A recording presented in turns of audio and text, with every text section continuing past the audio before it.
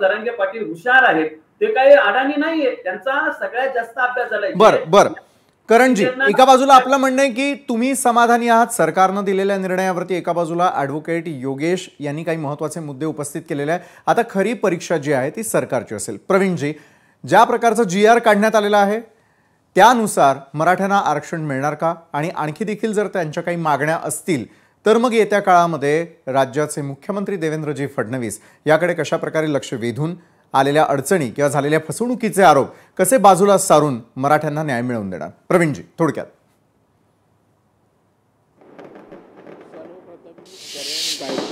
मोठ्या मनानं मुख्यमंत्र्यांचं आणि सरकारचं आभार व्यक्त केलं, त्याबद्दल धन्यवाद देतो. पण चांगल्याला जर चांगलं म्हटलं नाही, कितीही केलं आणि जर ठिकाणी आरोपच जर पदरी आल्या तर माणूसही त्या ठिकाणी नैराश्यामध्ये जातो, डिसमूड होतो. त्याच्यामुळे अशा प्रकारची भावना वृद्धिंगत व्हावी अशी समाज बांधवांकडून, चळवळीत काम करणाऱ्या माझ्या सहकार्यांकडून आहे. मला वाटतं योगेश केदार यांचं जे म्हणणं आहे त्याच्याशी मी सहमत एवढ्यासाठी नाही की सरसकट असं कसं काय देऊ शकतो, असं कुठल्याही जातीला सरसकट काही न बघता, नोंदी न बघता, त्याचे पुरावे न बघता कसं काय देऊ शकतो. त्याच्यामुळे आता प्रक्रिया सोपी केलेली आहे. त्याच्यासाठी खालपर्यंत गाव पातळीपर्यंत त्या ठिकाणी समित्या केलेल्या आहेत आणि यामुळे गती मिळणार आहे. आणि ज्यांच्या त्या ठिकाणी आता ॲफिडेव्हिट बोलतात भांडणं लागेल. आता भाऊ भावासाठी करणार नाही तर दुसऱ्याकडून का अपेक्षा करणार? जे भाऊ असेल आणि चुलत भावासाठी जर त्या ठिकाणी आपल्याला ॲफिडेव्हिट द्यायचं असेल, तेही देणार नसू तर दुसऱ्याकडून आपल्याला अपेक्षा करता येणार नाही. विशाल, माझं एवढंच म्हणणं आहे की विश्वास कोणावर ठेवावा?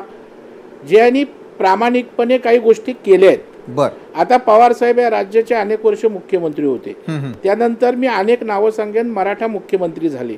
त्यांनी काय दिलं मराठा समाजाला? पण देवेंद्र फडणवीस साहेबांनी या ठिकाणी मराठा समाजाला आरक्षण दिलं होतं, कोर्टात टिकवलं होतं. नंतर उद्धवजी ठाकरेंच्या दुर्लक्षामुळं ते गेलं. पुन्हा शिंदे साहेब आले, शिंदे साहेबांनी आरक्षण दिलं. अण्णासाहेब आर्थिक विकास महामंडळ सारथीच्या माध्यमातून आज मराठा समाजासाठी प्रामाणिकपणे देवेंद्र फडणवीस साहेब, शिंदे साहेब काम करतायत. आणि त्याच्यामुळे पुढचा प्रवास कसा होईल? विश्वासाने होईल. आजही मी ट्विट त्या ठिकाणी केलं की कालही देवेंद्रजी प्रामाणिक होते, आजही आहेत, उद्याही राहतील. हे करत असताना ओबीसी समाजाला फेकून द्यायचं का? तर अजिबात नाही. ती कुणाची भूमिका नाही.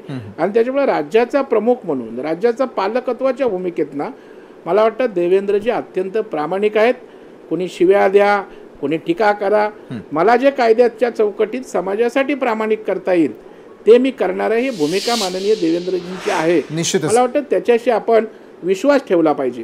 आणि पुन्हा योगेश, आपण तर थेट मुख्यमंत्र्यांना बोलता, आपला सरकारशी चांगला समन्वय, आणखी काही आपल्याला त्याच्यामध्ये दुरुस्त्या असतील, चार चांगल्या गोष्टी व्हाव्या वाटत असतील कायद्याच्या चौकटीत, घटनेच्या चौकटीत, तर निश्चितपणे आपण सरकारशी समन्वय साधू ना. सरकारशी समन्वयासाठी प्रवीण दरेकरजी तुम्ही पुढाकार घेताय.